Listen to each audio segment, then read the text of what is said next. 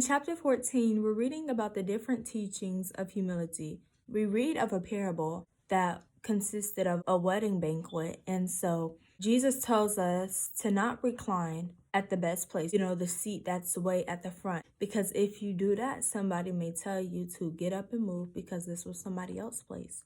And they may send you to the back. It would have been better for you to just go ahead and sit at the back. That way someone could elevate you if that was needed, And so we're reading in this chapter to take the lowest place as Christians, to choose a spot that no one else wants so someone else can enjoy the best. I know it doesn't sound fun, but at the same time, there's a cost in following Jesus. We have to take the least and humble ourselves. That way we can allow God to elevate and to honor us and to see the good deeds that we are doing. Continuing on in the chapter, we're reading about a parable of the large banquet.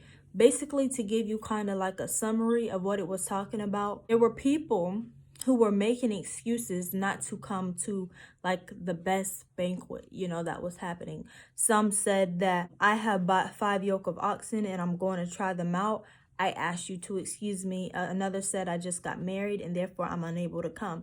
And so the master, he hears this. He gets, kind of frustrated and angry. But the thing is, he doesn't force the people who made an excuse not to go to the banquet. He doesn't force them to come to the banquet. What he does is he tells a slave to go out into the highways and lanes and make them come in so that my house may be filled. For I tell you, not one of those men who were invited will enjoy my banquet. And basically what we get from that, the parable was an example of like what the kingdom of heaven would be like. When we make an excuse on this earth not to follow Jesus, we're basically making an excuse not to enter the kingdom of heaven.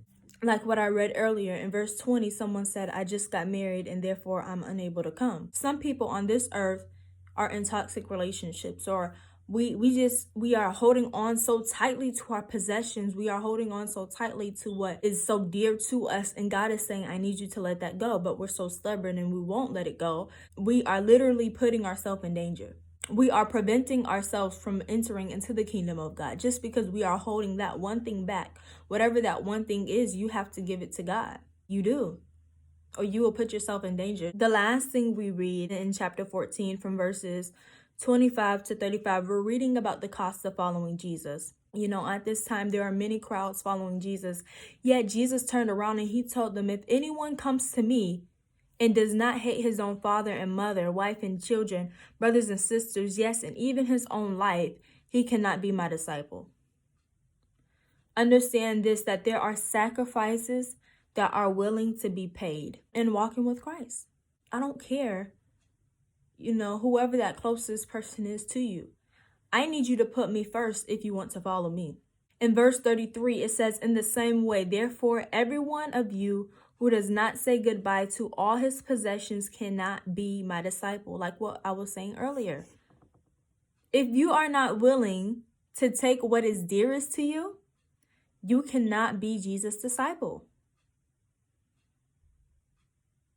Key word is willing. All you have to do is be willing. You don't have to understand. For an example, I call it a toxic relationship, but it's basically a relationship that wasn't God sent. And so I had to be willing to let go of that relationship.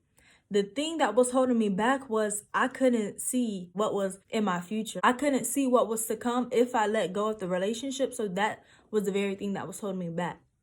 But let me remind somebody, your case may not be a relationship. Your case may be something that you watch or something that you listen to, whatever it may be. Jesus just wants you to be willing. Just give it to me. I want to encourage you with this. God has better. When I finally made the decision to let go of that relationship, it did hurt me, but it didn't hurt me for long. I pray that chapter 14 really speaks to someone.